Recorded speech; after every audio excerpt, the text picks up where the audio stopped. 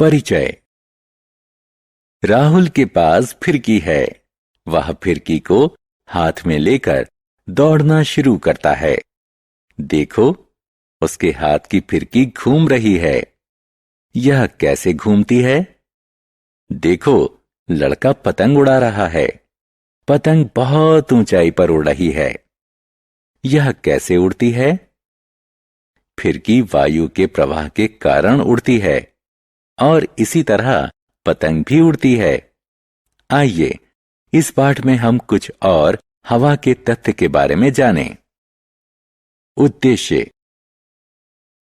इस पाठ के अंत में आप निम्न करने में सक्षम हो जाएंगे: वायु को परिभाषित करना, वायु के विभिन्न घटकों की व्याख्या करना, वायु के गुण धर्म एवं उपयोगों के बारे में जानना, एक मिश्रण के रूप में वायु की व्याख्या करना।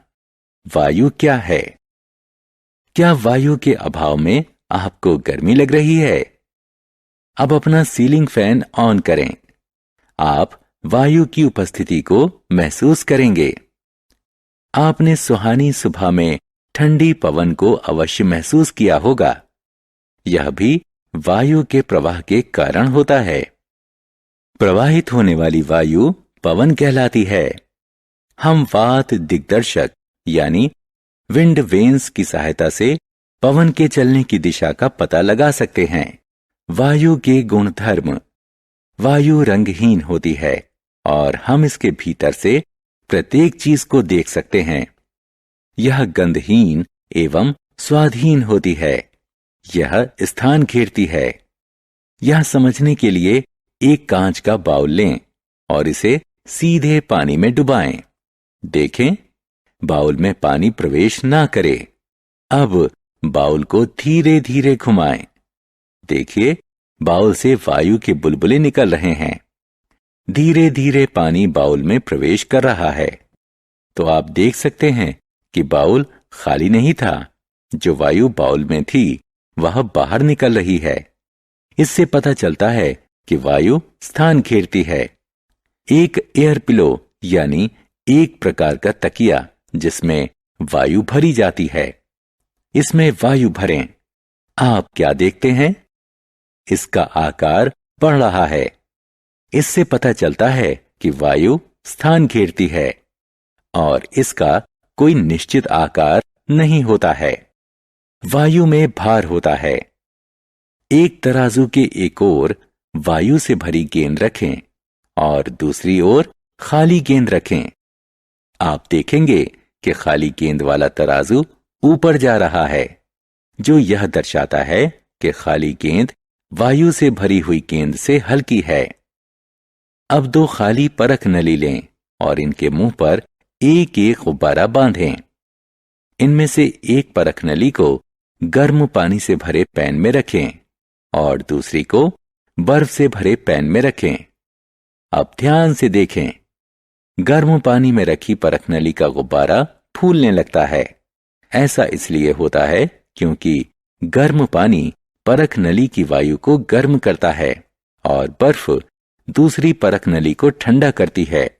जब वायु गर्म होती है तो इसका विस्तार होता है और यह ऊपर उठती है, जिसके कारण गुब्बारा फूल जाता है। दूसरी ओर ठंडी वायु संकुचित होती है, जिसके कारण दूसरा गुब्बारा सिकुड़ जाता है। इससे पता चलता है कि वायु दाब उत्पन्न करती है। एक पिस्टन लगा हुआ सिलेंडर लें। पिस्टन को भीतर की ओर दबाएं। आप सिलेंडर के भीतर दबाव बना सकते हैं। इससे पता चलता है कि वायु संकुचित यानी दबाई जा सकती है। वायु का सम्मिश्रण। वायु किस चीज से बनी है? वायु नाइट्रोजन, ऑक्सीजन, कार्बन डाइऑक्साइड और अन्य दुर्लभ गैसों से बनी है। आप इस तालिका में देख सकते हैं कि वायुमंडल में सबसे ज्यादा नाइट्रोजन का हिस्सा है, उसके बाद ऑक्सीजन, उसके बाद कुछ दुर्लभ गैसों का हिस्सा है और सबसे कम हिस्सा कार्बन डाइऑक्साइड का है। जलवाष्प, धुआं और धूल की उपस्थिति बहुत कम मात्रा में है। तो इस तरह आप देख सकते हैं कि वायु विभिन्न गैसों का मिश्रण है। वायु गैसों का मिश्रण है। जब आप फ्रिज से पानी की बोतल निकालते हैं तो बोतल की बाहरी सतह पर पानी की कुछ बूंदें दिखाई देती हैं। ये पानी की बूंदें कहां से आती हैं? क्या बोतल से पानी का रिसाव हो रहा है? नहीं, ऐसा नहीं है। वायु में उपस्थित जलवाष्प बोतल की ठंडी सतह के संपर्क में आकर फिर से द्रव में बदल रही है। इससे वायु में जल वाष्प की उपस्थिति का पता चलता है। अब एक परख नली में चूने का पानी लें। इस विलयन में सिरिंज के माध्यम से कुछ वायु प्रवाहित करें। आप देख सकते हैं कि चूने का पानी दूधिया हो जाता है। यह वायु में कार्बन डाइऑक्साइड की उपस्थिति का संकेतक है। अंधेरे वाले स्थान पर टहलते समय अपनी टॉर्च जलाएं। आप देखेंगे कि टॉर्च की रोशनी में कुछ कण चमक रहे हैं। ये वायु में उपस्थित धूल के कण हैं। ये सभी क्रियाकलाप हमें इस निष्कर्ष पर पहुंचाते हैं कि वायु गैसों और धूल के कणों का मिश्रण है। सारांश। आइए हमने जो कुछ सीखा है उसे संक्षेप में दोहराएं। वायु सभी स्थानों पर पाई जाती है। वायु अदृश्य, रंगहीन, गंधहीन और स्वादहीन है।